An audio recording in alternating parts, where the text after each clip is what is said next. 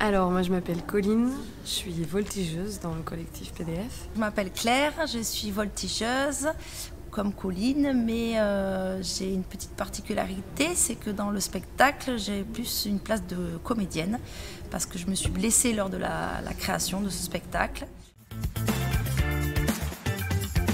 Forcément dans notre métier, notre outil de travail c'est notre corps.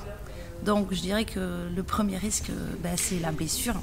C'est un peu comme si on est des sportifs de haut niveau, mais on n'a pas l'encadrement et les accompagnements qu'ont les sportifs. Donc c'est à nous à vraiment gérer. Il y a toujours ce facteur risque qui est constamment présent, d'autant plus dans les portes acrobatiques parce qu'on n'est pas toute seule. En général, il y a d'autres personnes qui sont là pour nous rattraper. Donc il y a toute cette notion de confiance qui est hyper importante. Parfois, on ne sait pas pourquoi, pendant un spectacle, il va y avoir une chute parce qu'il y a un moment d'inattention, parce qu'il y a une fragilité du corps ce jour-là, ou une fragilité psychologique aussi. Du coup, c'est plein de facteurs mis ensemble qui font qu'il y a des risques dans ce métier-là.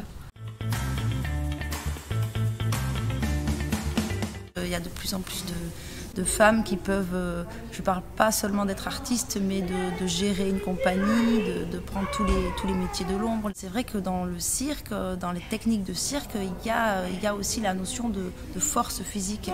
Et donc par rapport aux portées, par exemple, la règle de base, le classique, c'est un gros balèze en bas et une petite nana toute légère en haut.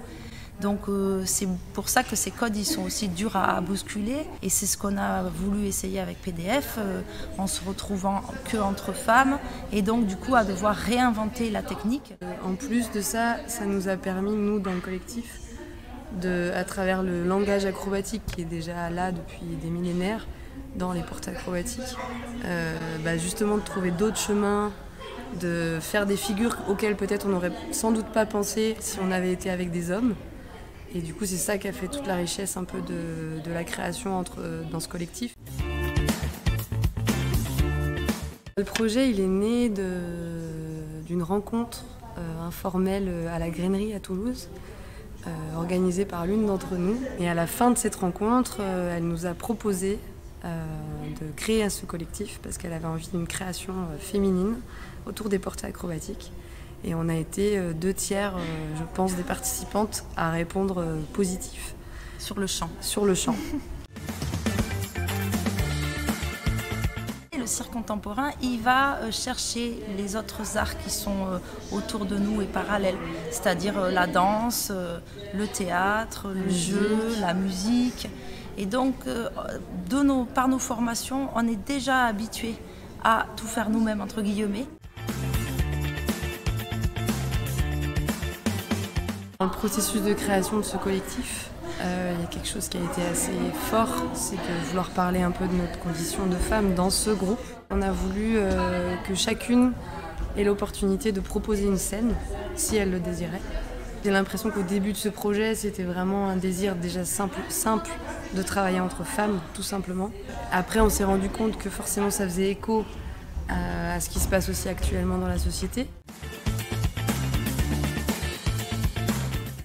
La féminité, forcément, on est des femmes, donc on parle de nous, et elle y est. Et il y a des scènes qui sont très viriles, très masculines, et sans les caricaturer, parce qu'une femme, elle peut être toutes ces émotions-là, et un homme aussi, bien sûr.